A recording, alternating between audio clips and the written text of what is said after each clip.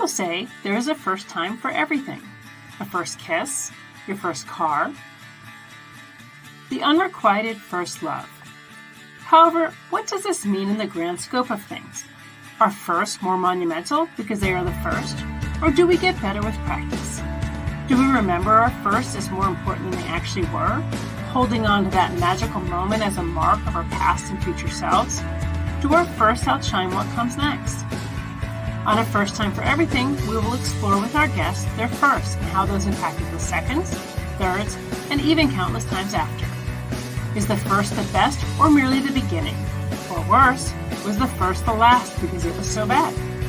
We will dig into the recesses of our memories and consider whether or not a first was the start of something amazing or something we'd rather not remember. Come along with me, Juliet Rose, as I put our guests in the hot seat to analyze their firsts and how they defined who they became. I promise you're in for a fun, although maybe bumpy ride.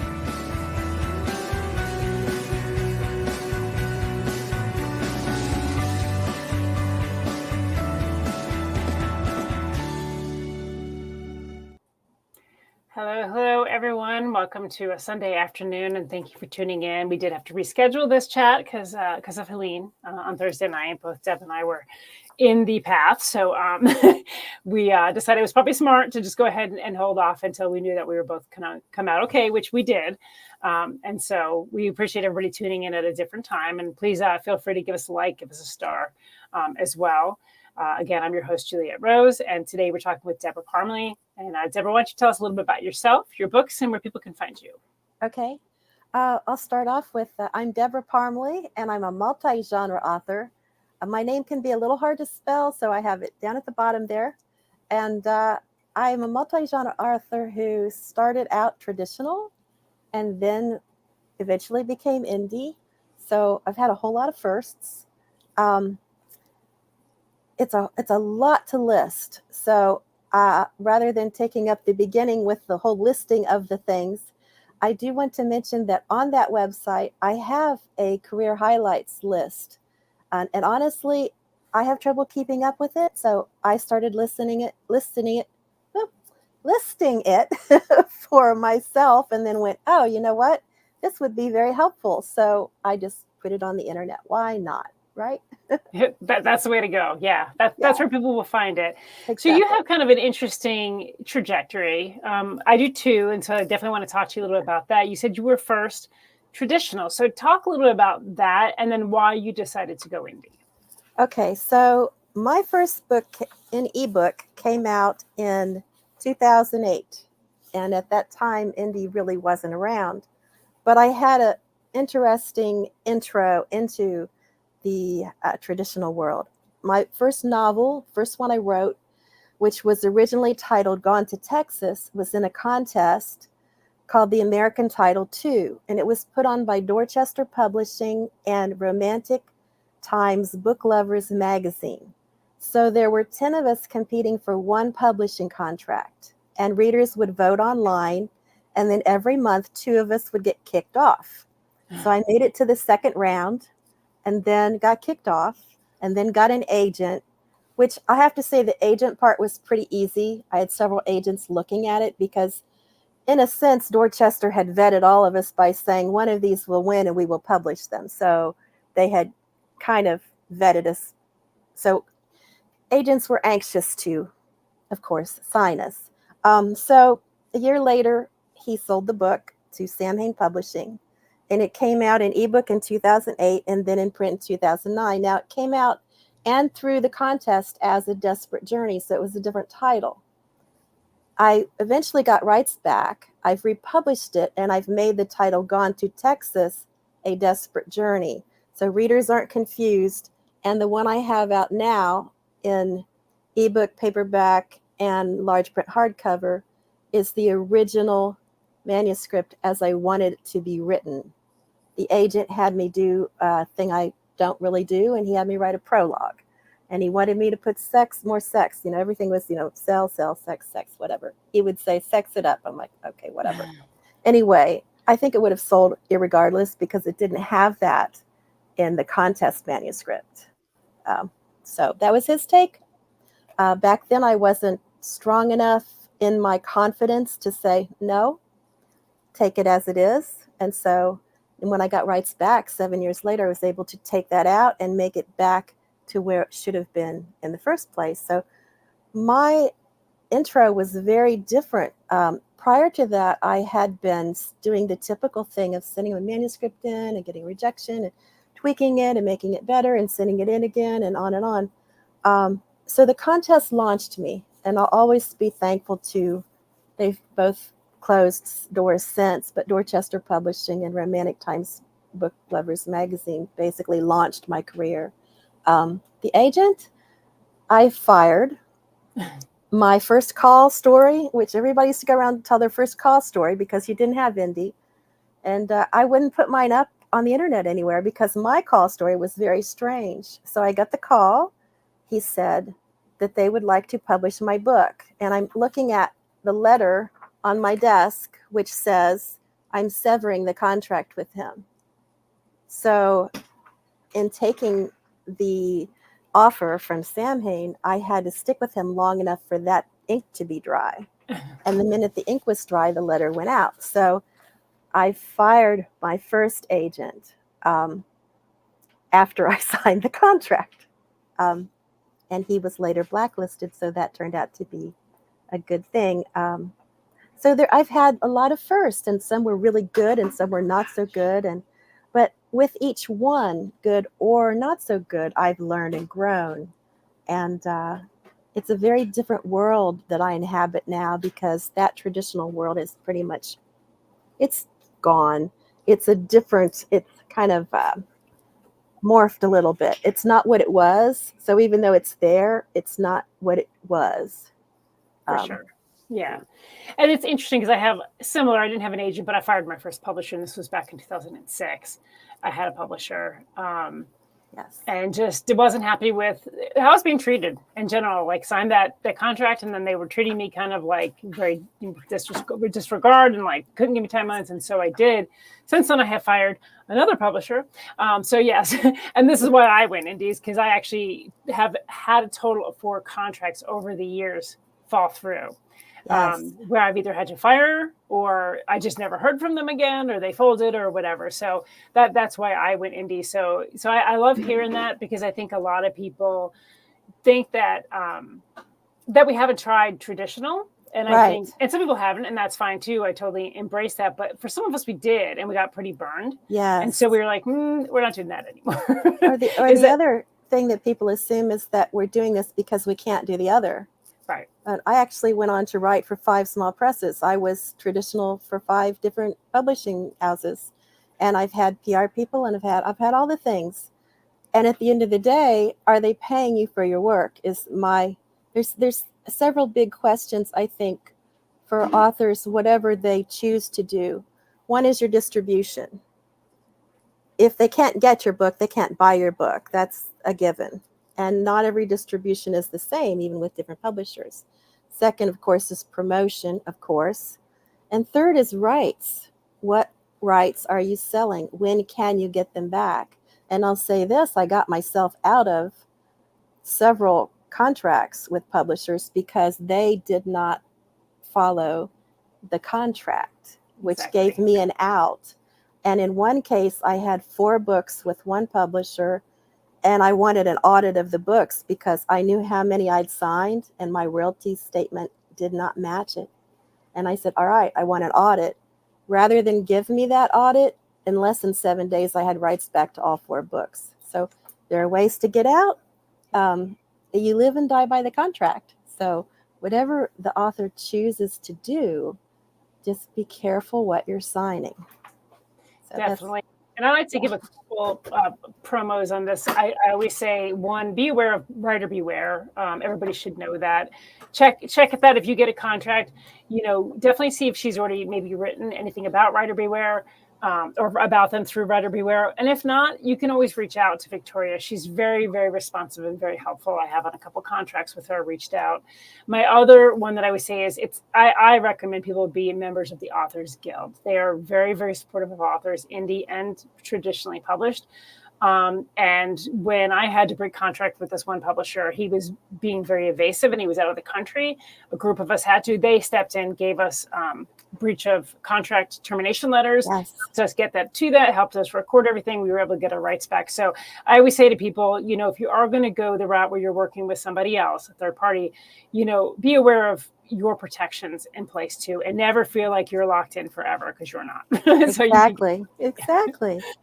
What actually saved me with my agent is that I'd add an addendum to the contract, which I don't know if authors know that they can do that. You can add addendums to your contract, and the one I added said either party can be released from this contract with a 30-day written notice. He did not want to sign that, but he did it anyway. And that's what saved me when I got the call, because I had that letter ready to go out in the mail. So yeah, nothing's written in stone. Everything's up for, that's what your agent is for, but you can do that yourself. Everything is up for negotiation until you sign. Yeah.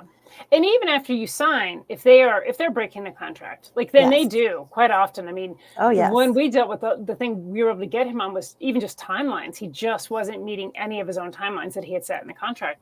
Yes. So then we were able to use that to say that you're in breach of contract because you never met these timelines. So as an author, be really aware. Even if you sign a contract, first of all, don't ever blanketly sign a contract. Always do your research. Make sure you understand the legalese. Make sure you understand what you're signing. But even after you signed it, if things are going sour, you can always reach out. Like I said, the nice thing about the Authors Guild is they have lawyers on staff that, as long as you're a member, they'll look over your contracts for you. You can always find out whether or not you can break that contract for any kind of indiscretions on those. Yes. All right. So since you have this kind of interesting, transition, and you have the experience with both worlds, when you went indie, why don't you talk a little bit about when you went indie, and then the differences, I guess, positive, negative, that you feel about being an indie writer now? Okay. So I dabbled in it in 2013 while I was still traditional, and I decided that I would publish my first collection of poetry. Because back when I was in college, I had poems in literary magazines. And for years, friends had been saying, hey, when are you going to do something with those poems? And I'm like, well, I've been writing fiction now, So I thought, well, it's a good way for me to test out Create Space and see what I think. And it wouldn't hurt my fiction career, because if it tanked, well, I didn't have anything out there anyway. So I would just say, well, okay, that didn't work. Lesson learned. But it didn't tank. And the book's still available in the same cover and everything. I've kind of kept it the way it was.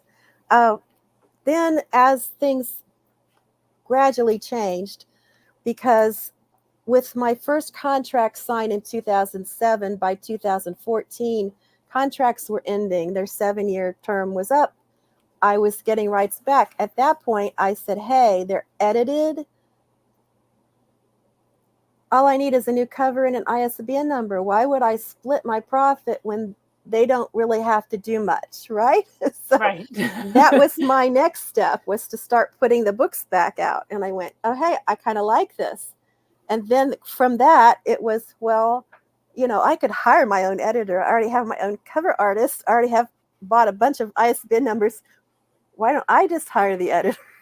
So that it was a step process for me, and I liked it. And aspects that I still like about it is that I have control over the covers. I have an old cover out there that has the lady has no head, and that drove me nuts. I could not wait to get rid of that thing. And it was the trend back then to have these headless covers. And I remember walking into a bookstore, and in the romance section, there's all these heroes and heroines with no heads, and it popped in my head and hasn't popped out since. It's like I've entered the Headless Horseman's bookstore. And so now when I see headless covers, it just makes me want to crack up. Well, that's not really what I want someone to react to my cover with, right? Since I'm not writing a Headless Horseman story. Now, if I were, then sure. But just things like that we have the control. And I love my covers now. I mean, there's no reason to have a cover you don't love if you're in control of your own, right? Absolutely. If you were to look at I guess, some of the challenges with indie publishing, or things that you maybe didn't expect you were going to be responsible for? Or I guess, like when people go traditional, like, well, I want to go traditional because I don't want to have to do A, B, or C, which we both know isn't true. You're going to do it anyway. Yeah. But say if you were going to talk to somebody who was kind of on the fence, and they were like, well, what are some of the pros and cons? What did you have out of traditional publishing that you now have to do yourself? What would you go back to traditional publishing for? Would you have anything that you would go back to traditional publishing for? They have a bigger arm than I do, a wider reach. They have relationships in place that not only get your book into the bookstore, that put them on the end, face out, because they pay for that space. Yes, they do. I work for Book Million as a manager. I can tell you 100%. Yes. People, all the books you see in bookstores have been paid for by publishers. They are nothing to do with staff picks or what's bestsellers. They make it all up. So yeah, it's the same way with they know exactly where to send that press release to get interviews, and these things are important. So I think we just do the best we can, not having that big arm and not having that big money. The downside is if they give you a whopping advance and you don't earn it out, you don't have a second book with them. I don't ever want a big advance for that reason. And my first advance was only $100. So I was fine with that because I knew that fact. So there are things that might entice authors that they may not know about. That's one of them. If you can sell that many books and it earns out, perfect. You're good to go for book number 2. Also, if you're doing a series, so now I don't have to get the okay to say it's a series or not a series. Whereas they, with them, it's they rubber stamp it or they don't. Or you can have 2 or 3, but then we'll see how it goes. And then if your book 3 doesn't do well, now your series is dead in the water. Now your readers can't have book 4. Now, where my rubber hits the road is my readers. When my readers can't have a thing, I get upset. So things like KU, if you sign with Kindle Unlimited, your wide readers now don't have their access to your books. And I tried KU and I left it for that reason, because I already had wide readers. Right. When I went into KU, now I've hurt my wide readers, which if I thought a little more about it, I would never have done it.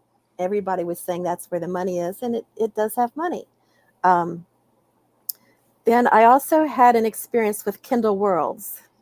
So my friend Elle James, and I've followed her book since book 1, invited me to write in her Kindle World. And I, of course, said yes. She invited me because I had written a book that had a Marine hero in it. I had one book out like that. I was mostly writing historical.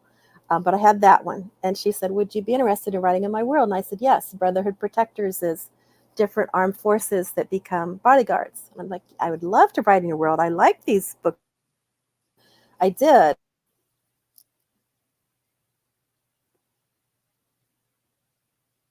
I had 3 Brotherhood Protector books that hit bestseller.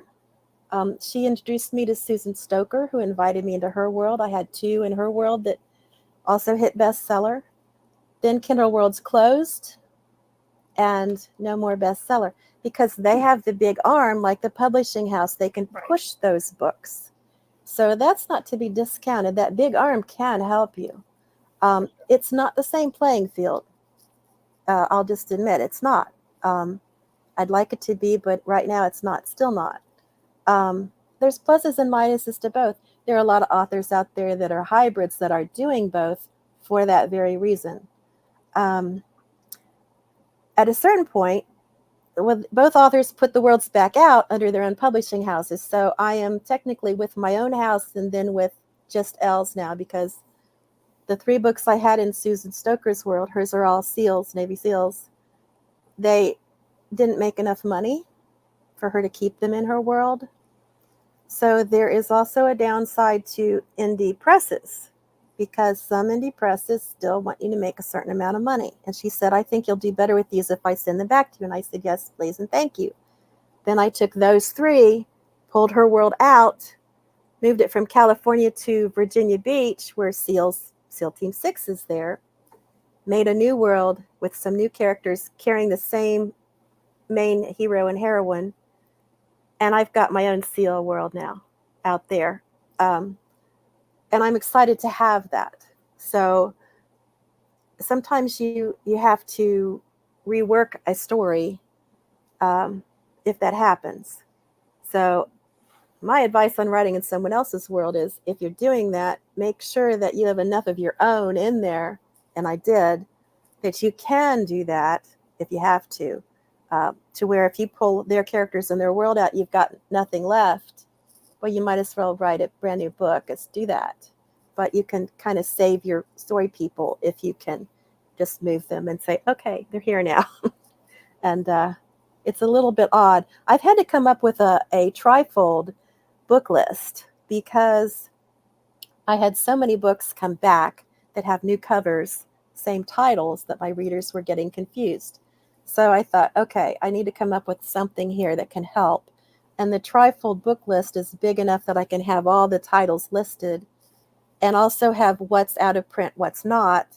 And they can go by the list instead of by what's the cover look like. Because I sure don't want them to spend more money on a book that they've already read and didn't want a second copy of. They've already got one on their shelf. So that's helped some.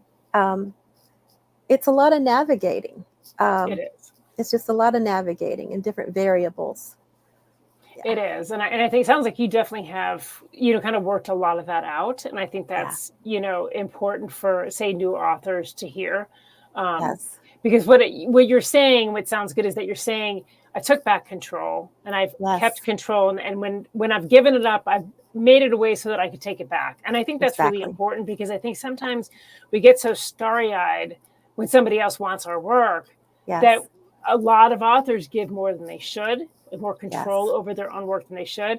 And I can't express enough how important it is to keep that control. And I turned a contract down because it had those clauses in there that they were trying to keep too much control over my work. And I went to Victoria with Writer Beware, and I was like, can you just give me another set of eyes on this? And she's like, yeah, don't sign that. Because she felt the same way I did. She said, that's a weird clause. So ultimately, the important thing I think for writers to do is to remember that you need to make sure you always have threads of control so that you can pull them back if you need to. Exactly. And you've done a really good job with that, it sounds like. Yes. Well, your story people are yours. No matter what world you put your story people into, they're your people. Nobody else has your people but you.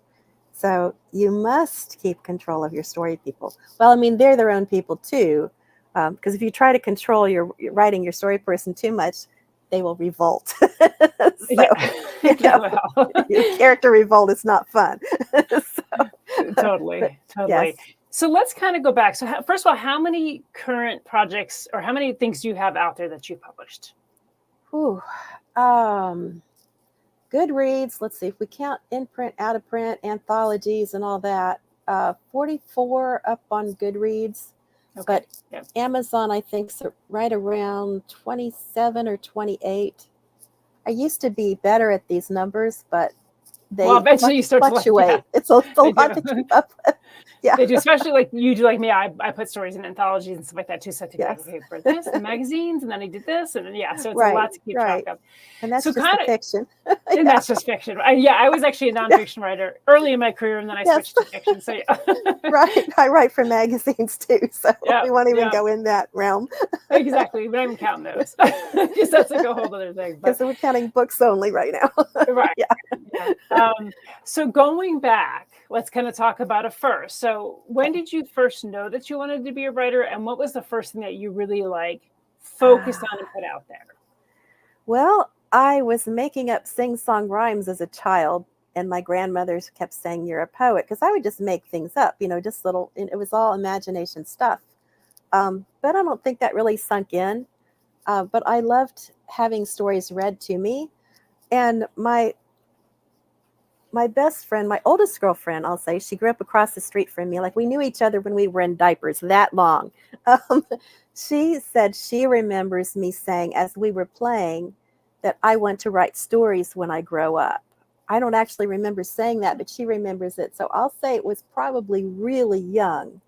And I've always loved story world. So I was the kid who could read really fast. And so at school, I'm daydreaming out the window and the teacher's trying to get my attention. I'm in another story world now. I already finished your story. We were reading about something that was kind of boring, and now I've got, bears and elephants on the playground doing silly stuff. I mean, its imagination was just not going to be tamed. So.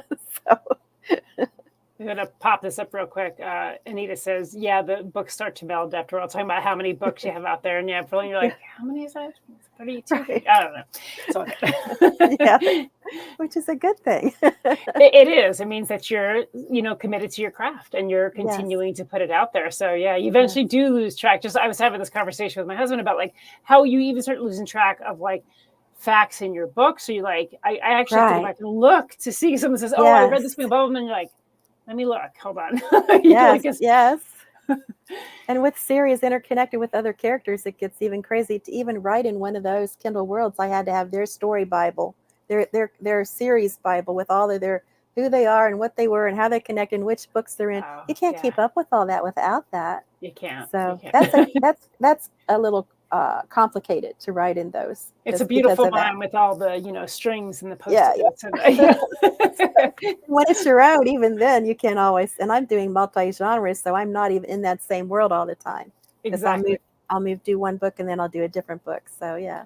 Wow. Yeah. I'm seeing my multi-genre, and I go all over the place. So like, it's hard sometimes to jump back into like a certain genre after you've been writing a different genre to like get your brain into that vibe, Yeah. So let's talk about your first book that was published. Was that the one that was with the story contest? Yes. So that was your first book. Yes. Prior to that, were you published elsewhere for other things? Yes. I had, let me see here. I'll look at the year, because it was my first so the contest was 2005. So prior to that, way back, 1999, first short story published in More Monsters from Memphis, which was an anthology. And that was my first short story I had published. And it was up for a Darrell Award at the Memphis Mid-South Con. And the three of the authors had up for this award, and two of us, along with the publisher, who was Elvis's estate attorney, so he had connections, he lined up interviews for us. So I was on Khaki Walton's WKNO, and then I was on Fox 13 morning show, and I just had one short story out, so it was kind of Twilight Zone-y, and I had no training for any of this. Well, I have to tell you, so that interview on the TV was my story. He started the interview with me. My story was Vampire from Memphis. And because the story was the anthology was More Monsters from Memphis, I worked at Collierville at the Collierville Herald selling advertising. And so I have this vampire see the newspaper, picks it up, he reads an article, and he decides to take the train out. Well, on that newspaper headline, which was a real happening, the animal control officer had closed the town square down. Certain times you weren't allowed to drive on certain streets because there was a feral cat problem, and he was taking care of it. Now, it probably was not a good way that he was taking care of it. It was not a good thing. But so I have the vampire looks at this headline and says, well, I think I'll just ride out to Collierville and take care of their little cat problems. That starts him out there, and he's now eating cats. And so the interviewer just introduces us, and then boom, turns to me and says, so Deborah, what have you got against cats? And my brain froze. I did the can't think thing, right? Right. Because I have nothing against cats. Now, had I had any kind of experience or training, I might have been able to segue into, well, I have nothing against cats, but this is why I did this, and tie it into their news thing, which was the connection to the news thing, which was probably where he was headed with it. But instead, I decided I never wanted to do another TV interview as long as I lived. Oh, no. Now, Khaki Walton on the radio, she was nice. It was good. It went well. Eventually, I'll fast forward here. I went to Toastmasters, learned how to speak and not be thrown by questions, and got my CC and became comfortable. And I was teaching on panels and stuff. And I went on to host a radio show for Readers Entertainment, Circle of Seven. And every Tuesday night, I interviewed multi-genre authors on book lights. Nice. And so I went from being terrified of being on radio and TV, and now I'm just as relaxed as if this is technically my office and living room and everything in the motorhome. And you could just be sitting, we could just be chatting, and I could be on live TV, no problem. Improv, no problem. So you can learn how to do that. And I've actually taught a little bit about that at different events. They ask me to come and teach on that sometimes. So. Yeah, definitely. And I think for most of it, it's not natural at first, especially being writers, I think we tend to be, and I'm not saying all writers, there's definitely extroverted writers that want to be on stage, but we tend to be more like behind the scenes. That's where we're comfortable, is writing these characters, writing these things. So all of a sudden being put in the spotlight, especially at first, is a little awkward. I always joke that when I used to do my first book signings, I didn't talk. And I mean, I didn't. And it's like, people would walk up and they'd be like, "Are these your books?" And I'd be like, "Yeah." Yes. And that'd be it, Right, and I wasn't making good sales because they were like, all right. But we're not taught. We're not taught any little tips. We're not taught, you don't have to answer immediately. You can take a breath. You can rephrase the question. There's so many little tips if you have the training that you know how to handle even a difficult question that you're not ready for, so you don't freeze because you know what to do next. So exactly. Yeah. Even if someone's making accusations, which, if you're writing controversial things or people deem it as controversial, eating cats might be deemed as controversial, you can get through those because you can also determine that that's not going to stop your flow. And so for me, I always say I practiced scripts for a long time. I practiced scripts of how I was going to introduce myself, how I was going to introduce my books or talk about things, or what happens if someone calls me out on, because some of my books get into police brutality and church abuse. And so I've kind of prepared myself for so you hate the church type questions, Right. And so sometimes running those over in your mind, preparing for the worst, it's like people prepare for court, right? They say, okay, I could ask this question, prepare for that question. And you can also be, evasive to a degree and refuse to kind of answer the question by redirecting. And so I think that, one thing I like to say, whether it's in our writing or in our interviews, in our speech, it's all words. And we are responsible for the words we put into the world. That's the bottom line. Whether we want to accept that responsibility or not, we alone are responsible for that. No one is making a word come out of our mouth except ourselves. We have complete control over that. I think once a person absorbs that no one can make you say something you don't want to say, and that, just be aware of what you're saying and be responsible, it flips it around. It takes some of that pressure off. And it's okay to say, I'll pass on that question. The next one, please. Next one, please. Exactly. Or and also, if somebody, talk about it, or, if you're on camera with someone, or even on radio, if you're on there with someone, and there's going to be somebody losing their stuff, it needs to be them, not you. You need to be the calm one because, I mean, really, be in control of your own person. Right. Don't let someone get you trapped into a situation that you're going to later regret. You just take a breath. Yeah. Take a breath. Have a sense of humor about things. Exactly. I think it's really important because, having done this show, I did interviews for years before I did this show, where I was on the other side. And there were ones I'd get out of them and I'd say, I didn't really like how that went. I'm not really comfortable. I didn't love how I answered that question. And so it is something I dug deep in on myself and said, I need to be more mentally prepared for these. I need to be more confident to say no, to say, I'm not comfortable with that question, to say, let's talk about something else. And so then doing this show, I say the same thing. And I forgot to say it too when we do it. I always usually say, if you're not comfortable with anything I'm asking or saying, we can move on. You can let me know that I won't be offended. So. Yes. So going forward, so you put out your first book. You talked about how you had that experience. You got your rights back, and you currently have. I lost count anyway. You did mention how many. So obviously in that course of that time, you're going to have had maybe bad experiences, bad reviews, things like that. How do Yes. you handle that? And if you had a new writer coming to you and asking you, or maybe they got a bad review, how would you guide them through that process? Well, I've had a lot of experiences. Um, I think the most bizarre one I ever had was I have a book that's Isabella Bride of Ohio. It's one of a 50-book set. Each book is in a different state, and authors were invited to write in that series. And I said I would do it only if I could have the Ohio book because that's where I was born and raised. So I have this book set in Yellow Springs, which is 15 minutes from my parents' house. Isabella was my grandmother's name. In the book, she's a Swedish immigrant. My grandmother's parents came over from Sweden. I dedicated the book to my grandmother. There's Swedish phrases in the book.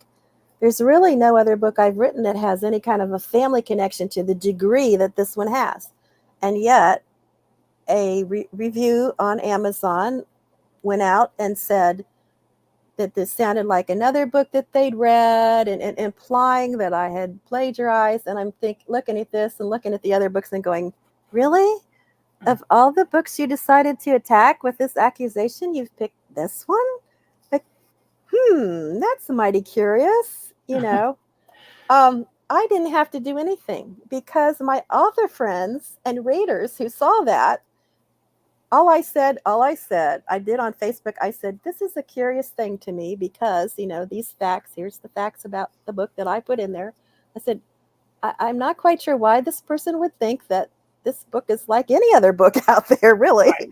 And so I have all these reviews coming back and saying, this reviewer is wrong. Boy, they came out in defense of me, which was amazing. It was amazing and wonderful.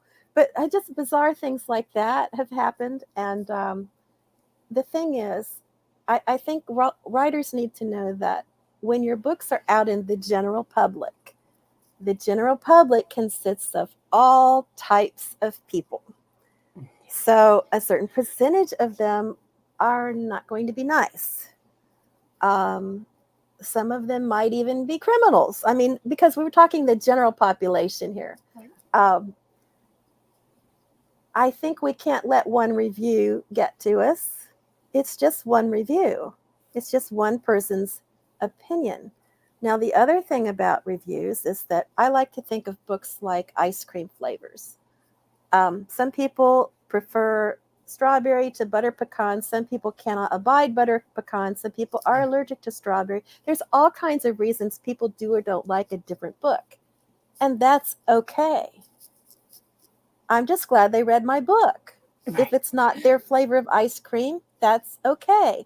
Now, if I can be as clear as possible on my promos for the book and any descriptions of the book so that they can know what kind of ice cream they're getting, but maybe they've never tried butter pecan, or maybe they didn't know they were allergic to strawberry and then they read it. It's okay for people to feel what they feel and react how they react. So it's not for me to react to their reaction.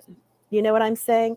So I think we need to step back and have the grace to say, okay, that's your reaction. But then we don't have to respond to that. And we shouldn't respond. We shouldn't. Or get mad about it. I mean, don't get mad at somebody if they're allergic to strawberry or they just don't like butter pecan. But people get mad because they didn't like the book and then they're upset. But we're dealing with if you want the general public to read your books, you're going to have that. It just goes with it. And I'll go so far as to say that if you've never had that happen, maybe you haven't had enough readers. You haven't reached a wide enough section of the general public to have a few of those pop up. Sure. I think if you asked pretty much any New York Times bestselling author, they'd probably say they've had some along the way. I mean, you look up anybody's book on Goodreads, no matter how big they are bestsellers, you're going to always see a certain percentage of negative reviews. And some are pretty brutal. I mean, I have to say there is a level where the reviewers kind of make it personal. That's not okay, but that's a whole nother kind of conversation. Yeah. But I mean, there are definitely, everybody deals with negative reviews and everybody can deal with negative reviews to the point of it being almost abusive. However, as an author, there's never a benefit for us to get engaged. No, It just isn't. You're I think going to end up. the only thing I'll say is thank you for the review. That is what I like to say. Yep. I do like to say that. I have to, back in traditional world when I started, you weren't allowed to talk to them at all. Right. Now that bothered me because if there's never anything, then you can't even say thank you for the review. I mean, that used to bother me greatly. Just you can come so across I'm glad aloof, that we I think. we Yeah, can I do think that it's now, good but to interact to a degree. yes, Because I do think but you come beyond across that, aloof if you don't ever say anything yes, at all. yes. Well, it's just they didn't have to review you. I mean, there are 1,000 other things they could have done with their hours of time it took them to read your book. So yeah, exactly. Yeah. There's a level of appreciation that comes with that too. Definitely. So one of the things I love to talk about, because I'm a huge believer in this, not just in writing, but when I've been a manager, one of the things that I always tell my employees, they think, oh, I messed up, I'm so sorry. I said, you know what? We learned as much from our mistakes as we do from our successes. Yes. So talk a little bit about that. Are there things that you feel like you went back, you could go back and say, man, I really messed that up, or I'd do that differently? And what did you learn from that moving forward? Yes. You can write your book too fast. Deadlines are there and they can be good. And if you're writing for a publisher, you're kind of stuck with your deadlines. But you may not know there's something called a drop dead deadline. And you use that if extreme things happen. And I've had extreme things. I've had, my dad was on hospice 8 months. And, things happen. I've been in the hospital before. And, things happen. That's why you have a drop dead deadline. So if you have a publisher, ask if there's a drop dead deadline. Now, there's past the point of no return where that's the drop dead deadline. But publishers understand that real life happens and you can't always get it in on time. But the other thing is, if you're rushing to meet that deadline and you put the book out before it's as good as it could be, now you're asking your reader to pay for something that's not as good as it could be. So let's flip it around for a minute. And what are we doing for our readers? We're back to that whole rubber hits the road thing for me. And I have made mistakes in the past because of deadline pressures. Sure. So I think we have to learn how to manage those deadline pressures so that doesn't happen. And it can be tricky, particularly if you're writing for multiple publishers. I would never write for 5 again. That honestly about put me under. I mean, that's way too much juggling, way too much, way too much pressure. That'll make your blood pressure rise. So you really don't need that kind of stress. Don't do that to yourself. No. Yeah. A healthy writer and a happy writer, we want those two things. Then we come out with more books.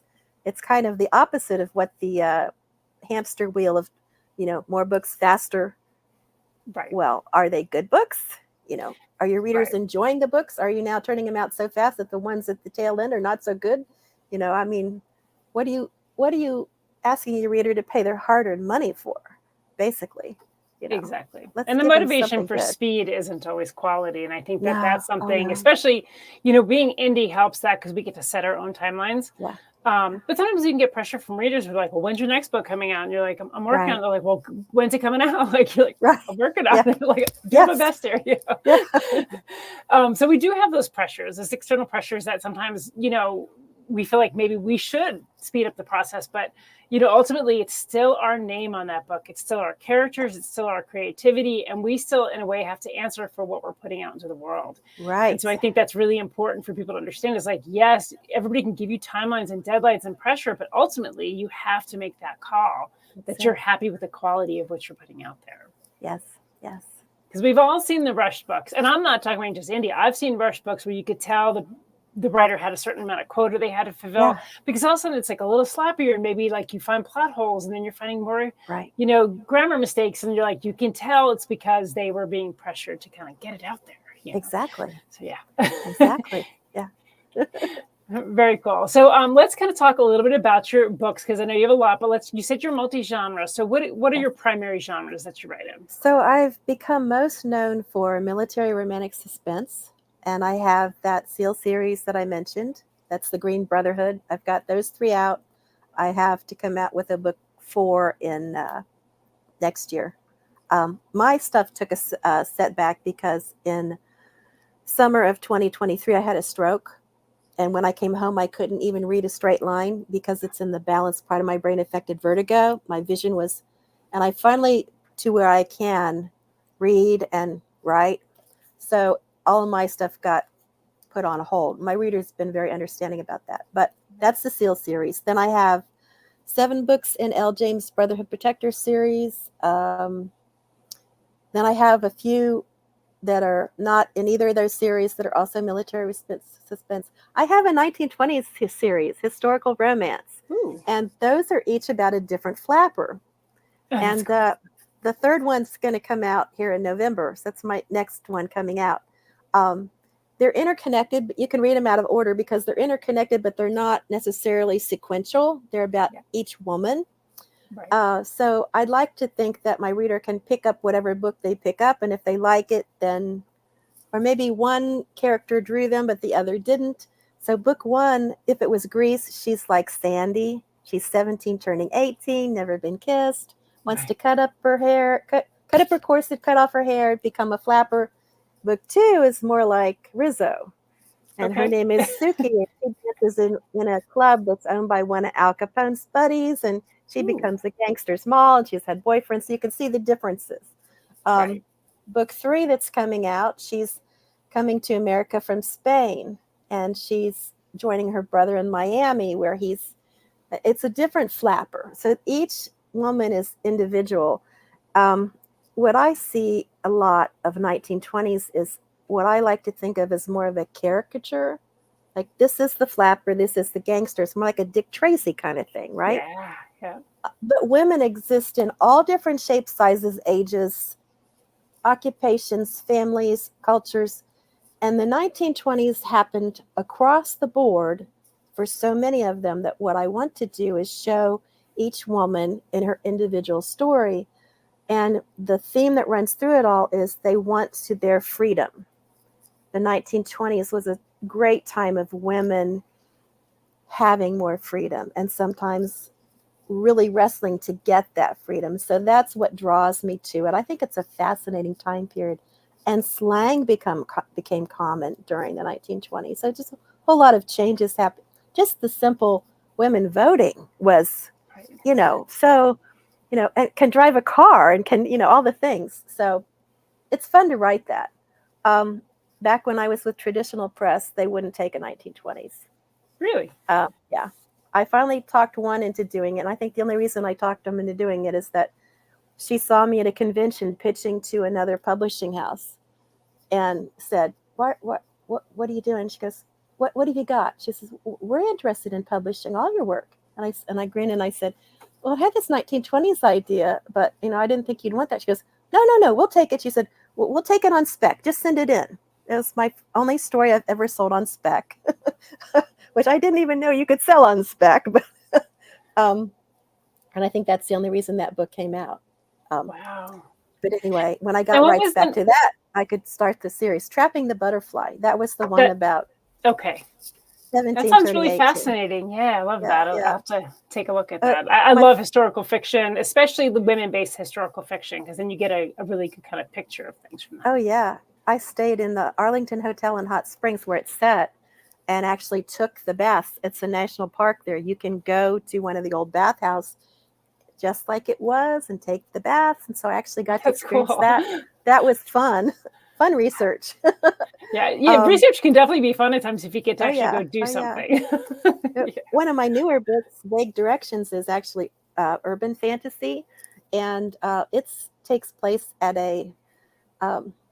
It's not really a Ren Fair. It's kind of a mix between a Ren Fair and a medieval reenactment, which I've done Society for Creative Anachronism, SCA, and I was shooting a Mongolian horse bow, primitive archery, and making the clothes and learning the dances and all the medieval stuff. I like medieval stuff. And so I have it, she's going to this event, and it's merged with the story of the Pied Piper. But I've got rat men who are the bad guys. And then I've got a special forces hero who's in the medieval group. And so that one's a little different. That is one of my most recent books. And so I'm now, I guess, now that the genres are emerging, now it would maybe be considered romantasy. Yeah, so I hear that term a lot. Yeah, romantic. apparently I was writing that and didn't even know it. Right. I was just writing my story and I'm like, oh, now there's a new thing. Oh, now it fits in this new thing. Oh, cool. Okay. Yeah, and it's tough. I'm always glad when people do come up with things, because like I'll get asked that because I write all over the place, and they'll be like, "Well, what's your genre?" And I'll be like, Yeah. "So." Exactly. And then I've got another that's a trilogy that I'm trying to finish. I've got to get the third one done to connect. It got put on hold because, okay, this came out as a short story in 2013 through one of my publishers. I used to do what Ray Bradbury recommended, and I wrote short stories, and I wrote them as a test. Back when the publishers would take a short story, I would send it in and see if they liked it, and I would be open to turning it into a serial or turning it into a trilogy or something. And so I was trying different genres, like, let's see if this will fly, let's see if that'll fly, and if it will, okay, I'll do more of that. Do the readers like it? So it was, kind of a litmus test. Well, the publisher took it, and then the publishing house closed, and then I got the rights back, and then I hired her as one of my editors, the executive editor, and we planned out the trilogy. And in between book 1 and then book 2 coming out, she was killed in a car accident, which really set me back, and I didn't feel like writing it because she was so much a part of that process that I didn't have the emotional distance yet to be able to get into the story without getting all upset. Sure. So kind of glad it happened, though, because that short story was about a woman on the run from the government because the big pharma and big food had taken over, and she grew herbs like her family. Her grandmother was an herbalist, and they were killing herbalists, and they were trying to do away with anything healthy, natural, and they were wanting to push all this money-making stuff, control stuff. And it's probably good that it sat for a little bit, because I think, honestly, when COVID happened, I got goosebumps. I was like, oh my gosh, now they're pushing a shot. Oh my gosh, wait a minute. This was supposed to be sci-fi romance. I have flying, not cars, they're vehicles, flying buses that the people that drive cars, they're like outlaws now, what I mean? Because everybody's up in the sky. I have, these readers to read books. So we don't just have Kindles, they float in the air. They're called a Hoover mover. Anyway, I have all this weird stuff that I thought I've written a sci-fi romance, and now we've got, wait a minute, this isn't supposed to be real life. This is supposed to be. So I yanked them down, and I went, okay, I obviously have to rewrite this because it's just too, but I could only rewrite it to a certain degree because it is still big pharma and all of the bad, all of them that are trying to do bad things for money and power. And I really want the book to be about how good natural herbs can be and how healing certain healthy things can be. And, gosh, Native Americans have good healing practices too. There's so many good, healthy things out there. Everything doesn't have to be a chemical, which was part of my motivation for wanting to write this. So it's getting more into that. And a weird little thing happened on the way. I mean, like, story trajectory of this has its own story.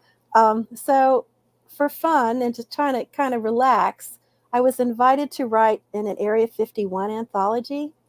So I took part of that book too that wasn't done yet, and I thought, well, I'll tweak this and I'll take them to Area 51, and we'll have an alien come, and I just had fun with it, which allowed me to relax my brain enough to stop thinking about my editor so I could write it. Yeah. And that anthology is now on the moon or near the moon or something. It's in that there was a project that had different books were submitted to it to go in this, I guess, a capsule or something. It's gone to the moon. So now that's cool. That's really neat. I've got a T-shirt coming in the mail that says something about my story went to the moon, and all I got was this lousy T-shirt. I got this T-shirt coming. I mean, who can say that, right? I know, really isn't that wild? So now, if I'd had the trilogy done and out there, that none of that would happen. But now I'm trying to finish, and I have to make the connecting dots for the book 3 because, of course, there's been a lot of changes in it. Sure. So yeah. And then what else? Oh, I started out writing a Western historical romance. So let's see. So we've got Western historical, 1920s, military romantic suspense, urban fantasy, romantasy, sci-fi dystopian, fairy tale. Fairy tale. I have a Christmas fairy tale, and contemporary romance, holiday romance, Christmas.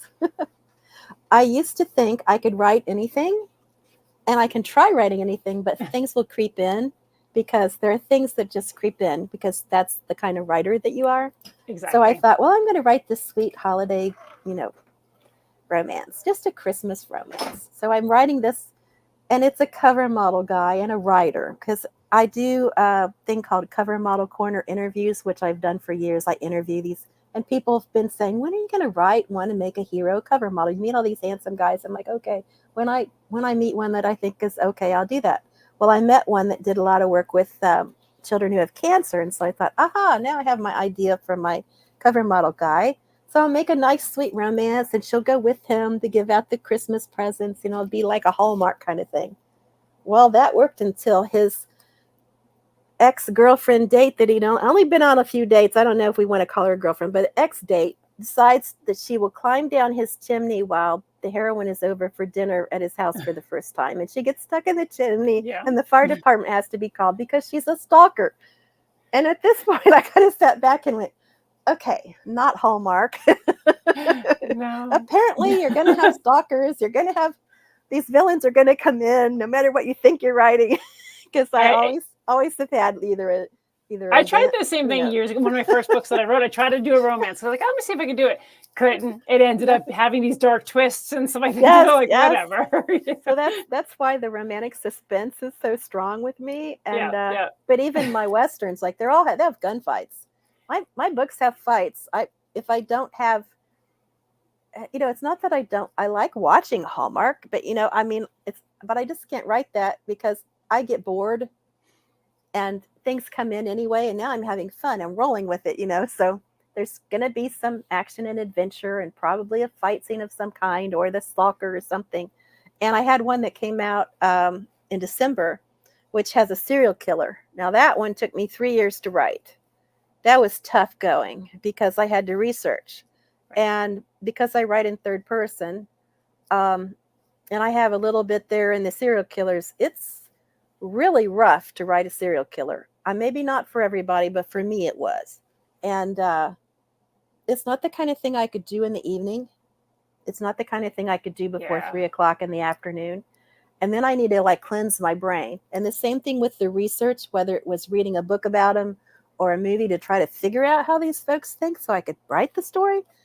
I'm not sure I can write another serial killer. I don't know. Never say never, but it was not easy. But it's a Christmas story. Here we go, Christmas story again. My Christmas stories have creepy things in it. I have this shelf elf, which was the original idea for the story. The shelf elf. So the heroine is a dog sitter, house sitter, and she's in the Pocono Mountains, and she's dog sitting a King Charles Spaniel, which is an adorable little dog, and she's there with this shelf elf that the owner of the house insists that she takes pictures every day and send her a picture for this elf contest online. It was a couple $1,000 prize, which is why she has to do this crazy stuff. So she's doing this. Well, this antique shelf elf, it's an antique, it's an elf, it's become a shelf elf. The villain has purchased this for the girlfriend. He helped pick out the girl that's house sitting. And his process of thought is that she can be away all through Christmas. No one's, her family. Where's her family? No one's going to miss her if she goes missing. And she's just the next in the serial killer's target list. But he doesn't realize she's been walking the dog and met this handsome Air Force hero walking his dog. And now they've started dating. And he goes out of town for a wedding and she stops answering his texts and goes from, oh, I can't wait to see you, our date, all this, to no answer, nothing. And he's got a bad feeling and he gets back and the dog hasn't been let out and all these other things. And he gets the police involved, and now he's looking. So there's another Christmas. So when I say I write holiday romance, okay, so it's not Hallmark. Right. Yeah. But there's enough lightheartedness in it that it's not deep and dark serial killer either, because that would be too much for me too. It's kind of a balance of the two. So it is finding that's I'm the same way, finding a balance in what we write.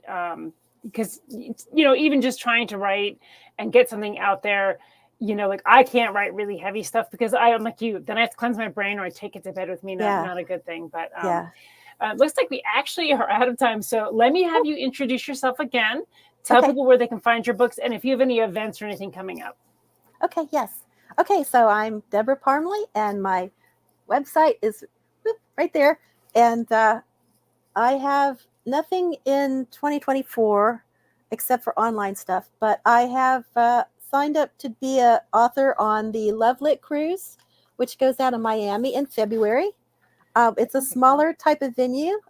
It's just a 5-day and goes to the Caribbean, but it's going to be a more intimate way to mix with readers and authors.